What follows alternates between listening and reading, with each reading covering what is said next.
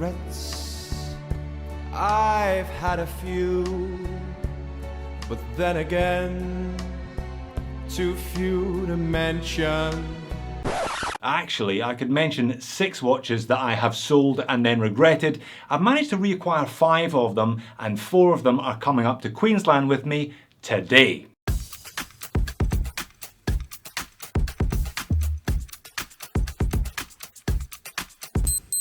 Hello and welcome to Just One More Watch. Welcome to another What's in the Watch Roll. I'm on my travels again. This has become an annual pilgrimage now for my wife and I. We head north to Brisbane to see our parents for a week and get a little bit of winter sunshine. I love making these videos, coming up with a little 4-piece watch collection to take with me. And today I thought I would theme the collection around regrets and rebuys. I'm sure it's happened to all of you. You own a watch, you don't wear it, you sell it, you regret selling it, and you end up rebuying it. I can think of 6 watches that I have major regrets about selling. I've reacquired 5 of them. The one that I haven't rebought yet is this one. It's the Stowa 6498 Flieger. I should not have sold that watch a couple of years ago. I still haven't found a Flieger that fitted me quite like that one. Seagull 1963, I bought and sold a number of those so far, so that's not coming with me. 4 watches then, 1 on the wrist, 3 in the roll. Please don't roll your eyes too badly when you see what the last watch in the roll is. I'm sure a number of you can probably identify it already. Let's flip the camera and get on with it. So what is in the watch roll? New watch roll, by the way, if you don't recognise the logo, that is Stratton. Stratton have always done various accessories. They've just started releasing these 3 watch rolls. I'll leave a link in the description of the video. Nice leather, and without giving the game away of the contents too much, orange, the Stratton 70s thing continuing through their rolls as well. So 3 in there, 1 on the wrist. Let's start with the wrist. It's a square G-Shock, perhaps unsurprisingly. But believe it or not, I bought, then sold, then rebought this actual watch. I've had a square G in my collection since 2007, I think. I had one of these basic 5600 squares for about 10 years. Then the module died, it kept eating batteries, so I put it in the bin and I bought this one. Had it for about 12 months and then I sold it to a friend called Hung. Now, Hung moved to Canberra a couple of years ago. He got in touch and said, "Hey Jody, this is still lurking in a drawer. I never wear it. I bought another G. Do you want to buy it back?" So I bought it back for the price that I sold him it for.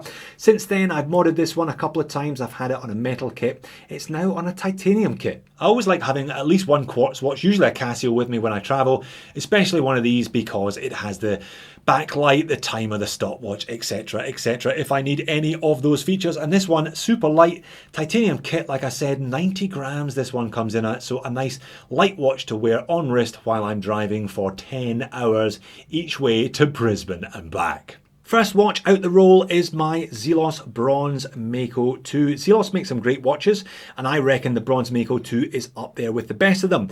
Which is all the more surprising then that I decided to sell the one I had a couple of years ago. I had a black dialed meteorite with black ceramic bezel insert.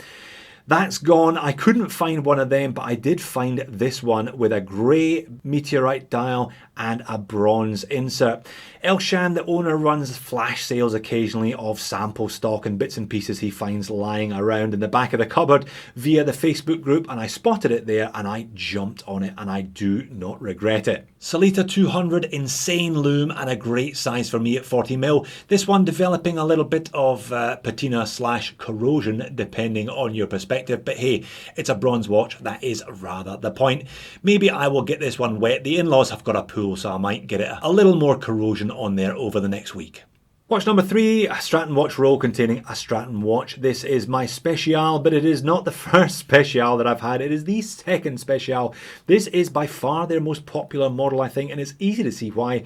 Outrageous 1970s TV style case. High polish, or they do a bead blasted one, but they're both coated, so very much scratch proofed by that coating.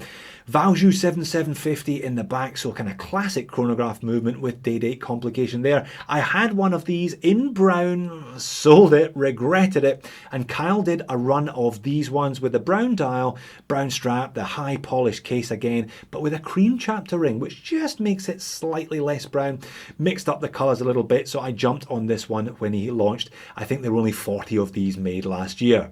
Well, I certainly don't have anything else like this in my collection. I don't think there's anything else quite like this on the market. Kyle has really built Stratton over the last few years by resurrecting designs from the 1970s.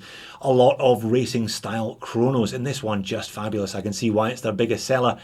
You can get this one in a Mecha Quartz for about half the money of the Auto.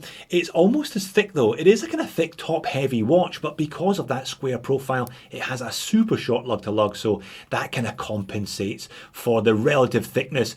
I think that's about 15.5 mil from memory. Really nice comfortable rally straps on these ones as well. I don't wear this an awful lot, but I promise I'm not going to sell it again.